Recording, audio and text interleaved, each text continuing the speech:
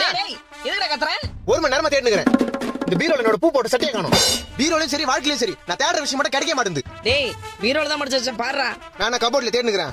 நானும் பீரோல தான் தேடினுக்கிறேன். உன் புடவைங்க மட்டும் அப்படியே அடுக்கடுக்கா காஞ்சி பட்டு, மதுரை பட்டு, கன்னியாகுமரியில இருந்து செங்கல்பட்டு வரைக்கும் மச்சி அடிக்க வச்சுக்கல. என் பூ போட்ட சட்டை மட்டும் எங்க காணோம்? இப்போ உன் சட்டையை தேடி எடுத்துட்டேன்னா நான் பட்டைய போட்டு பயணிக்கு போக சொல்றியா?